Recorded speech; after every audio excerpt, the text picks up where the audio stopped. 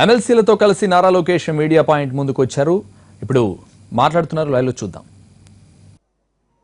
అది మా 70 లక్షల మంది క్రియాశీలక కార్యకర్తల పుణ్యం వల్ల వాళ్ళందరికీ నా శిరసు వంచి పాదాభివందనం చేస్తున్నాను.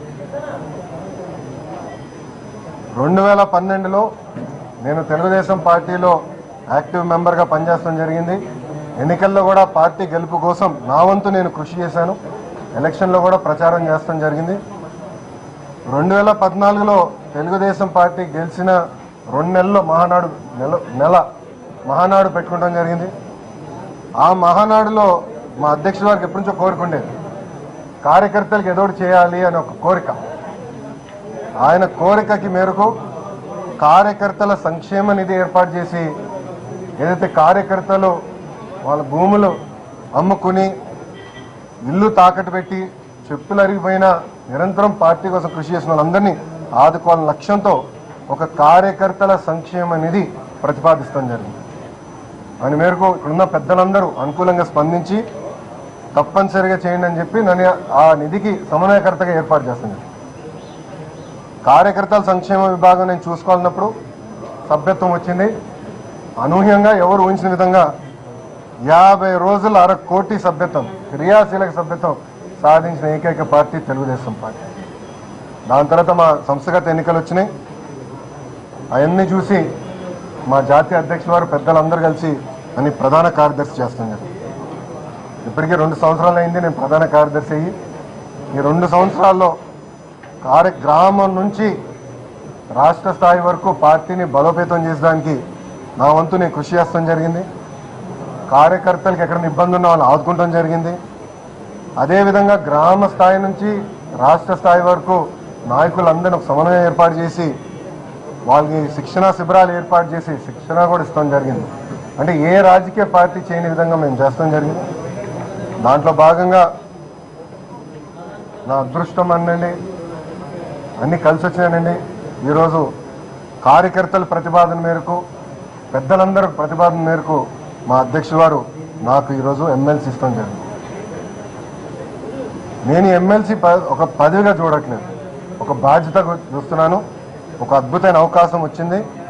మెరుగైన ఇంకెక్కువ కష్టపడి ప్రజలకి ఇంకా మెరుగైన సేవలు అందించే అవకాశం ఈరోజు నాకు ఎమ్మెల్సీ ద్వారా అందిస్తాం జరిగింది. చివరిగా నేను చెప్పదలుచుకుంది ఒకటే, మా తాతలాగనో మా నాన్నగారు లాగనో మంచి పేరు వస్తుందో రాదో నాకు తెలియదు, కానీ ఏనాడు వాళ్ళకి చెడ్డ పేరు తీసుకురానని మీ అందరు చెప్తూ నేను సెలవు తీసుకుంటాను. నమస్కారం.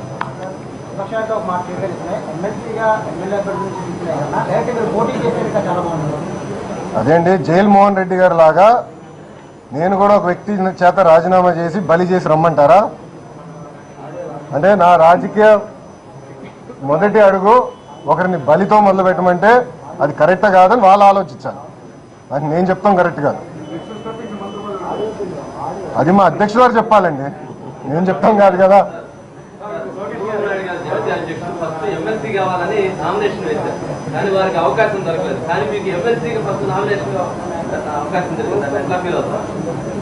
నాకు చాలా సంతోషం ఏంటంటే ఈరోజు మన గడ్డ పైన మన అసెంబ్లీ ప్రారంభమవుతుంది. అందుకే నేను ఈరోజు వచ్చి గ్యాలరీలో ఫస్ట్ టైం, నేను 2 సార్లు అసెంబ్లీకి వచ్చాను. మొదటిసారి సురేష్ ప్రభు గారు నామినేషన్ వేసినప్పుడు వచ్చాను హైదరాబాద్లో. ఇది 2వసారి. నా అదృష్టం ఏంటంటే నామినేషన్ రోజు కూడా కలిసి వచ్చింది.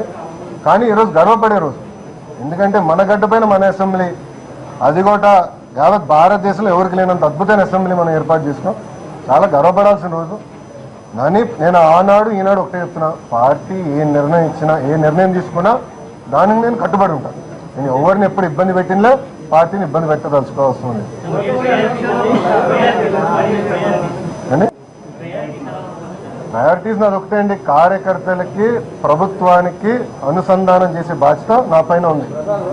పార్టీ ప్రధాన కార్యదర్శి నిరంతరం అదే కార్యక్రమం చేస్తున్నా. రాబోయే రోజులు కూడా ఇంకా బలోపేతం చేసే అవకాశం వస్తుంది. ఎమ్మెల్సీగా కూడా నాకు ఈరోజు ప్రజల్లోకి వెళ్ళి ప్రజల్ని ప్రభుత్వాన్ని అనుసంధానం చేసే అవకాశం నాకు వస్తుంది.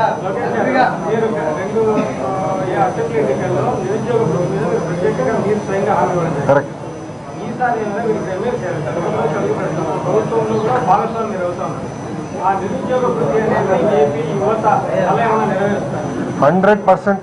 ఈరోజు గవర్నర్ ప్రసంగంలో కూడా వచ్చింది కదా, గవర్నర్ గారి ప్రసంగంలో కూడా వచ్చింది, నిరుద్యోగ భృతి 100% వస్తుంది. నేను అదే పదే ఒకటి చెప్తున్నా, 5 సంవత్సరాలు ఓటేశారు, 5 సంవత్సరాలలో మేనిఫెస్టో 100% పూర్తి చేస్తాం. అన్నీ అయిపోయినాయి, 1, 2 పెండింగ్ అవి కూడా చేస్తాం. దాని సందేహం అవసరం. మనకి 2 సంవత్సరాలు ఉంది కదండి. 5 years టర్మ్ ఉన్నప్పుడు యుద్ధ ప్రాతిపదికంగా మొదటిసారి రైతులు రుణమాఫీ చేశాం, దాని తర్వాత డ్వాక్రా మహిళలు చేతి నిలబడాం, 3వది పెన్షన్ పెంచాం, ఒక్కొక్కటి చేసుకుంటూ వస్తున్నాం, సచివాలయం ఏర్పాటు చేసుకున్నాం. 100% ఇస్తాం సార్. పెన్షన్ కూడా ఆగదు కదా సార్. మన అవ్వ తాతలకి పెన్షన్ ఇస్ మోర్ ఇంపార్టెంట్. ఎందుకంటే 200 రూపాయలు 5 రేట్లు పెంచి 1000 రూపాయలు ఇస్తున్నాం. వృత్తి కూడా ఇస్తాం, దాంట్లో ఎలాంటి సందేహం అవసరం లేదు. 100% అవుతాయి.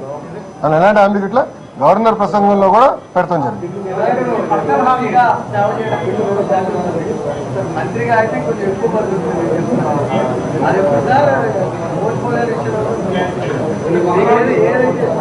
అది మా పాలిట్ బ్యూరో, అదే విధంగా మా జాతీయ అధ్యక్షుడు చంద్రబాబు నాయుడు గారు తీసుకునే నిర్ణయం.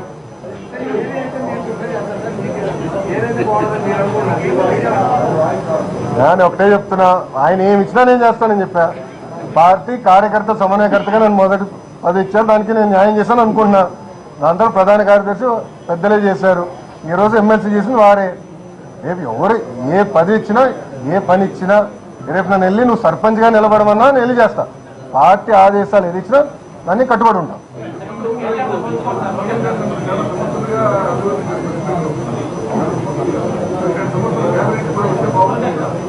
సార్ అందుకే అది మా అధ్యక్ష వారి నిర్ణయం, నాది కాదు కదా. అది సీఎం గారి నిర్ణయం, ఇట్స్ హిస్ ప్రెరోగేటివ్, ఆయన ఇష్టం కదా.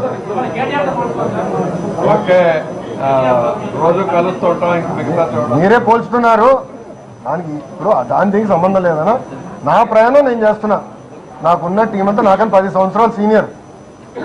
నా చుట్టుపక్కల వాళ్ళందరూ, సో నాతో పోల్చే వాళ్ళందరూ నాకని 10 సంవత్సరాలు సీనియర్ వాళ్ళందరూ. అది మీరు పోల్చుతారంటే అది మీ ఇష్టం, నాకేంది.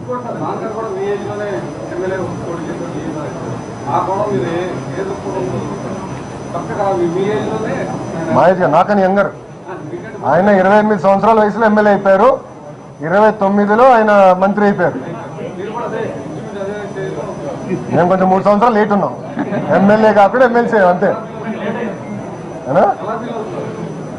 ఇది చాలా అద్భుతమైన అవకాశం. మోర్ దెన్ ఫీలింగ్, ప్రజల దయ వల్ల ఈరోజు మీరు గమనిస్తే ఒక కుటుంబం దాదాపు 20 సంవత్సరాలు పరిపాలించే అవకాశం ఇచ్చారు, ప్రజలు ఇచ్చింది. 3వ తరానికి కూడా అవకాశం ఇచ్చింది ప్రజలు. ఈ అవకాశాన్ని సద్వినియోగం చేసుకుని ఒక పద్ధతి ప్రకారం ముందరికెళ్ళే ఆలోచనతో ఉన్నాం. అంతే, నీకు వేరేది ఏం లేదు. ఇది ఒక అదృష్టంగా భావిస్తున్నాం. ఓకేనా? ఇంకా పెద్దలు ఉన్నారు, వాళ్ళందరూ మాట్లాడారు.